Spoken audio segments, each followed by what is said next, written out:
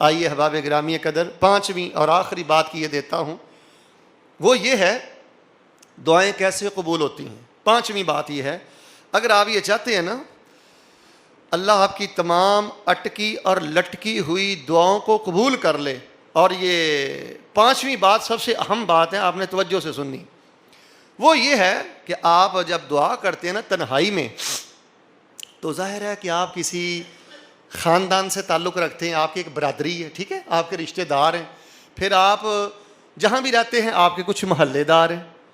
جب آپ دعا کرتے ہیں نا تو آپ کی پوری نظر ہونی چاہیے، جو آپ کے ملنے والے ہیں، رشتہ دار ہیں، محلے دار ہیں، غریب ہیں، آپ اپنی دعاؤں میں ضرورت مندوں کو اور محتاج محلے داروں رشتہ داروں کو یاد رکھا کریں۔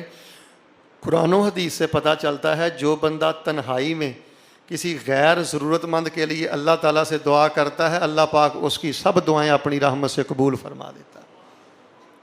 مثال آپ کو دیتا ہوں، آپ کے رشتہ دار میں آپ کی کوئی کزن ہے، کوئی آپ کا بھائی ہے، کوئی محلے دار ہے، اس کے پاس بیٹا نہیں ہے، نمازی ہے، با کردار ہے، با حیا عورت ہے، بیٹا نہیں ہے، آپ مجھے بتائیں آپ نے کتنی دفعہ راتوں کو اٹھ کے دعا کی ہے، اللہ تعالیٰ وہ میری مسجد میں نماز پڑھتا ہے، میرا محلے دار ہے، میں جانتا ہوں، یا اللہ اس کو بیٹا دے دے اللہ بیٹا، تو نے اتنے لوگوں کو بیٹے دیے ہیں، آج تک تو بیٹے دیتا آ رہا ہے، اللہ اس کو بھی بیٹا دے دے۔ کتنی دفعہ آپ نے دعا کی ہے؟ یا کوئی بیمار ہے، معذور ہے، آپ معذوروں اور بیماروں کو تنہائی میں اپنی دعاؤں میں کتنا یاد رکھتے ہیں؟ یاد رکھنا، مفاد پرست بندے کی اللہ تبارک و تعالیٰ دعا قبول نہیں کرتے۔ جس کے سینے میں انسانیت کی درد ہے، درد اور محبت ہے، عزت اور احترام ہے، اللہ تبارک و تعالیٰ فرماتے ہیں اس کو دعا کرنے کی ضرورت نہیں پڑتی، ہم بن مانگے اس کے من کی سب مرادیں پوری فرما دیتے ہیں۔ اس کی بے شمار مثالیں ہیں، بے شمار مثالیں، صحیح مسلم میں، بخاری شریف میں، بلکہ ایک روایت میں نے پڑھا، آپ جب کہتے ہیں نا یا اللہ فلاں بندے پہ کرم کر دے، اس بندے بیچارے کو کوئی نہیں پتا، امام احمد بن حنبل فرماتے ہیں ستۃ انا ادعو لہم بسحر احدہم الشافعی، کہتے ہیں کہ 6 بندے ایسے ہیں کہ جب بھی میں تہجد پڑھتا ہوں میں 6 بندوں کا نام لے کر دعا کرتا ہوں، ان میں سے ایک میرے استاد حضرت امام شافعی رحمۃ اللہ علیہ۔ ایک بندہ اللہ کی راہ میں خرچ کرتا ہے، ایک بندہ مسجد بناتا ہے، دین بناتا ہے، دین کا کام کر رہا ہے، کتابیں شائع کرتا ہے، کوئی بھی دین کا کام کرتا ہے، یا بہت بڑا عالم دین ہے، آپ ان کے لیے دعائیں کرتے یا اللہ وہ بہت اچھا عالم دین ہے، اللہ تعالیٰ اس کو اور علم دے، اور برکت دے، اور کرم فرما، اللہ اور مال دے، اور اللہ جاہ و جلال دے، اور اپنی رحمتیں فرما۔ ہماری دعائیں کیوں نہیں قبول ہوتی؟ ہم دعائیں کرنے کی بجائے غیبتیں کرتے ہیں، دعائیں کرنے کی بجائے ٹو میں رہتے ہیں، دعائیں کرنے کی بجائے ذلیل کرتے ہیں، دعائیں کرنے کی بجائے کیڑے نکالتے ہیں۔ ایسے کمینے لوگوں کی اللہ تعالیٰ دعا تو نہیں رد کرتا، جن کی زبانیں عزت والوں کو داغدار کریں، جو اللہ کے سچے دین کے حاملین کے خلاف اپنی زبان کا استعمال کریں، اللہ تو ایسے لوگوں کی دعا قبول نہیں کرتا۔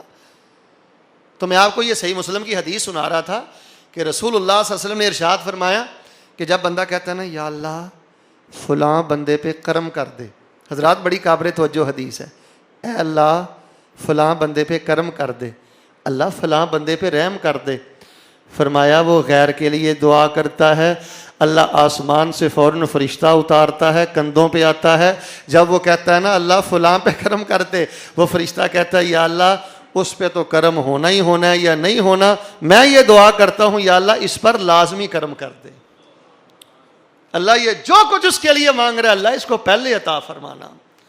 آپ پیر سے دعا کروائیں، مولوی سے کروائیں، ماں سے کروائیں، باپ سے کروائیں، لیکن اپنا ایسا بھی سینہ اور جگر پیدا کریں کہ آپ کے لیے رحمت کے فرشتے دعا کریں۔ تو بھائی پانچویں بات ہم نے یہ کی ہے، آپ نے ضرورت مندوں کو دعاؤں میں یاد رکھا کرو۔ ان دنوں میں یہ جتنی راتیں آ رہی ہیں، کوئی بھی آپ میں سے مسلمان ایسا نہ ہو جو فلسطین کے حق میں دعا نہ کرے اور ظالم اسرائیل کے لیے بد دعا نہ کرے کہ اللہ پاک اس ظالم کو دنیا میں تباہ و برباد فرمائے اور فلسطین کے مسلمانوں کی اللہ تعالیٰ مدد فرمائے۔ کوئی افطاری کی دعا، سحری کی دعا نہ ہو، آپ ذاتی طور پہ ہاتھ اٹھائیں، سب سے پہلے حمد کریں، تعریف کریں، دعا کریں، اقرار کریں کہ کائنات کا سب سے بڑا گناہگار میں ہوں، فوراً یہ کہیں اللہ ضعیف مسلمانوں کو عزت دے اور سرے فہرست یا اللہ اسرائیل کا بیڑا غرق فرما دے. بھائی یہ حقیقتیں ہیں. اللہ کی قسم مسلمان ہونے کا مزہ ہی نہیں آتا جب تک بندے کو یہ حقیقتیں سمجھ نہ آئیں. رٹے رٹائے دین سے کچھ فائدہ نہیں ہوتا. رٹا رٹایا انسان, دین جو رٹا رٹایا جس کے پاس ہے, بظاہر وہ نمازیں بھی پڑھتا ہے, سب کچھ کرتا ہے, دین پورے پہ بظاہر چلتا ہے, لیکن حقیقت میں وہ بالکل جاہلیت کی زندگی بسر کرتا ہے. دین کی روح ان لوگوں کے پاس ہے جو اللہ کی معرفت رکھتے ہیں, جن کے پاس یقین ہے, تکرار ہے, شوق ہے, خوف ہے, صدقہ ہے, نوافل ہے اور امت کا درد ہے, اور وہ ضرورت مند مسلمانوں کو اپنی دعاؤں میں یاد رکھتے. آپ نے آج تک یہ کتنی دعائیں کی ہیں کہ یا الہ العالمین, اتنے غیر مسلم ہیں اور وہ جہنم کے دانے پہ کھڑے ہوئے ہیں, امریکہ ہے, اسرائیل ہے, وغیرہ وغیرہ, کتنے غیر مسلم ہیں. کتنی دعائیں آپ نے مانگی ہیں, یا اللہ اپنی رحمت سے اللہ تعالیٰ ان میں سے ایک بہت زیادہ کثیر تعداد کو یا اللہ مسلمان ہونے کی توفیق عطا کر دے.